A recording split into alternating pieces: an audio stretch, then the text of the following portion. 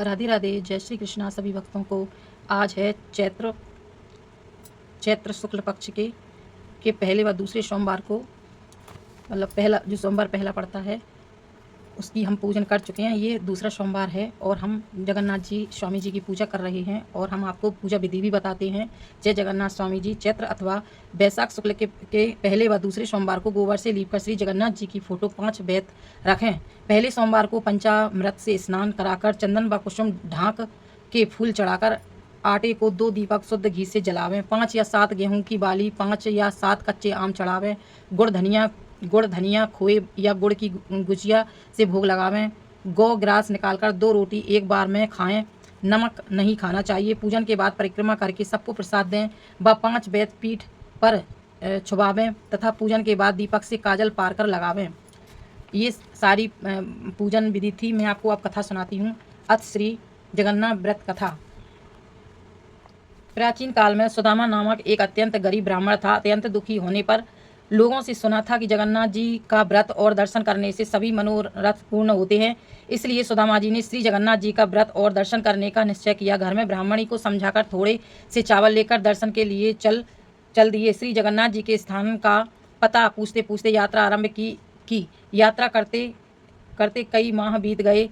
इस बीच सुदामा जी ने अनेक दुखी लोगों से साक्षात्कार भी किया। सभी ने सुदामा जी को श्री जगन्नाथ जी के दर्शन को जाते हुए जानकर प्रार्थना की कि हे महाराज, हमारे दुखों की भी भगवान श्री जगन्नाथ जी से मेरी प्रार्थना करना। इन दुखी लोगों में बाल से बंधा झूमता हाथी, आम का पेड़, रंभाती गाय का बछड़ा, ताल तलैया, आग से भरी बरोसियां और औरत मछिया चिपकी और इन सबके अपनी अपनी व्यथा को कहा। हाथी ने कहा कि मेरा जीवन बंधे ही गुजरा जाता है, मुझे ना कोई खोलता है ना समीप ही आता है। आम के पेड़ ने कहा कि मैं इतना अभागा हूँ कि समय से मेरे फल लगते हैं किंतु पकने पर कीड़े पड़ जाते हैं, कोई खाने वाला नहीं। गाय ने कहा कि मेरा बच्चा अलग रंभाता है, मैं अलग किंतु मिल नहीं पाती। मार्ग में ही एक ताल व उसके समीप एक तलैया देखी। उनका यह कष्ट था कि पास होते हुए भी चाहे जितना पानी बढ़ जाए पर दोनों का संगम नहीं होता था।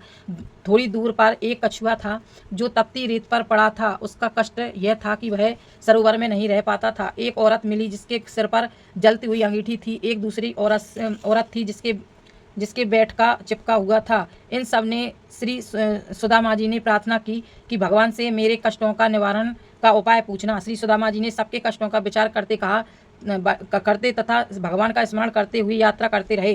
कई महीने बीतने पर जब वह जगन्नाथ जी धाम के करीब पहुंचे, भगवान ने सुदामा की भक्ति जानने के लिए एक जलते हुए भार के समीप खड़े हो गए। रास्ता चलते ही सुदामा जी उसी भार के समीप आए और देखा कि जलते हुए भार के समीप एक व्यक्ति खड़ा है।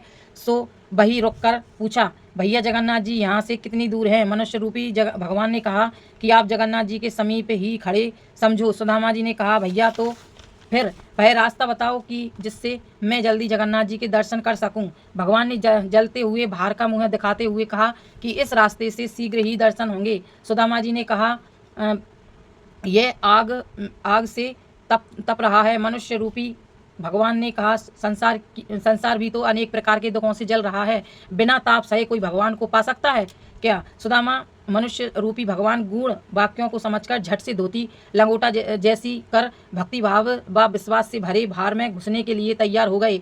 ज्यों ही सुदामा ने भार में घुसना चाहा कि भगवान ने रूप बदलकर हाथ पकड़ लिया तथा दर्शन देकर अपने स्थान को ले गए। भगवान ने अपने धाम में सुदामा का बड़ा आदर सत्कार किया। सुदामा जी ने भक्ति और प्रेम में मग्न होकर कुछ दिन निवास किया। फिर ब्राह्मणी की याद कर एक दिन भगवान से मार्ग में मिले हुए लोगों की व्यथा को बताया तो भगवान ने बताया कि इसमें हाथी तो पूर्व जन्म का कायस्थ है। इसने दूसरों से लिया और अपने ही कुछ दिया नहीं, सदा दूसरों को फंसाकर मस्त होता रहा है। अतः इस जन्म में मस्त हाथी हो बंधन में पड़ा है। अतः उसके दोषों को बताकर वे 5 बेत मार देना तो वह उन पापों से दूर हो जाएगा। आप आम का पेड़ पूर्व जन्म का कृपण गृहीता है, दूसरों से अपने प्रकार की धन सामग्री ग्रहण करता रहा किंतु स्वयं देने के समय कृपण हो रहा है। अतः खाने के समय इसके फल भी कीड़े पड़ जाते हैं। इसलिए इसके भी 5 बेत मार देना इसका भी पाप दूर हो जाएगा। कछुआ जो पूर्व जन्म में लोगों को हरा भरा देखकर जलता रहा, इसी स्वभाव से दोष से उसे जल नहीं प्राप्त होता है, तपता ही रहता है। इसके भी 5 बेत मारकर जल में छोड़ देना, सुखी हो जाएगा। गाय पूर्व जन्म की टोन ही है और वह माँ की गोद से बच्चों को अलग करती रहती है, अतः इसका बच्चा अलग रंभाता रहता है। इसके भी 5 बेत मारकर गाय बछड़ा एक पास कर देना। ताल तलैया जो पूर्व जन्म की देवरानी जेठानी हैं, जो एक दूसरे को वापस लिया है दिया नहीं, अतः इसी से मिलन नहीं होता, उमड़ घुमड़ कर रह जाती हैं। 5 बेत मारकर 5 चुल्लू पानी एक दूसरे में डाल देना, मेल हो जाएगा। जलती अंगीठी सिर पर रखने वाली स्त्री जो पूर्व जन्म में रोटी बनाई किंतु तवा चूल्हे के सिर पर जलती ही रहने दिया, उतारा नहीं, अतः उसके सिर पर तपता रहा है। 5 बेत मारकर उसके सिर से अंगीठी अलग कर देना। मचिया वाली औरत पूर्व जन्म में बहू होकर सास ससुर जेठ आदि के सामने खाट पर चढ़ी बैठी रहती, उतरी नहीं, इसी से मचिया चिपकी रहती है।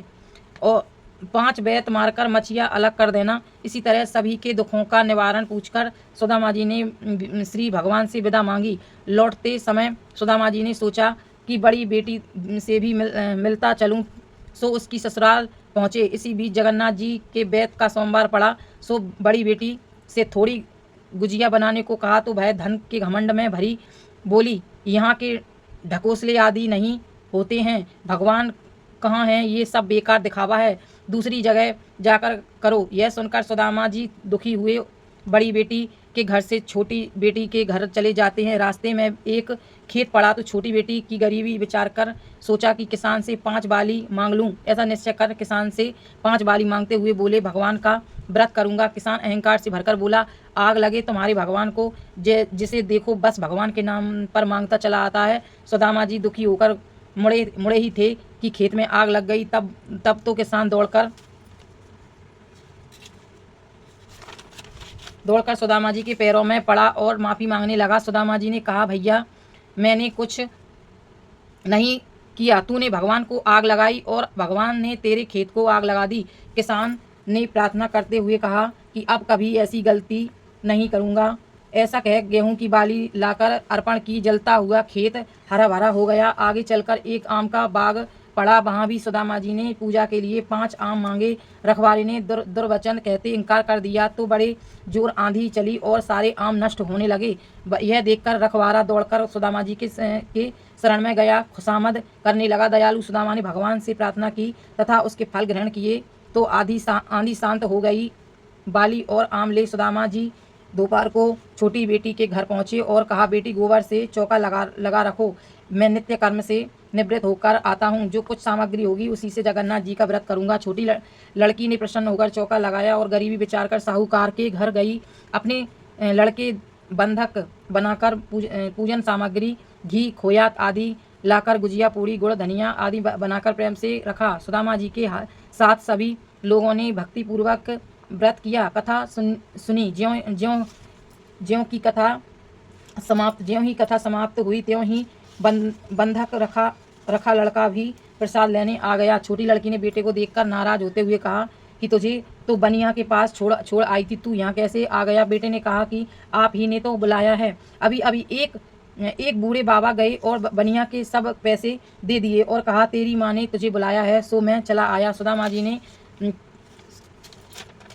की छोटी लड़की बड़ी प्रसन्न हुई। इधर सुदामा जी घर पहुँचे तो देखा कुटिया की जगह पर महल खड़ा है। सभी ऐश्वर्य नौकर चाकर बहनादि उपस्थित हैं। ब्राह्मणी जो गरीबी से मुरझाई बूढ़ी सी दिखती थी, वह सोने के आभूषणों से लदी चमकता चेहरा लिए जवान सी दिख रही है। सुदामा जी ने प्रसन्न हो मन में निश्चय किया कि जगन्नाथ जी की कृपा से मुझे यह सब प्राप्त हुआ है। उनके नाम से एक भंडारा होना चाहिए जिसमें दूर देश तक कोई भूखा ना रहे। ऐसा सोचकर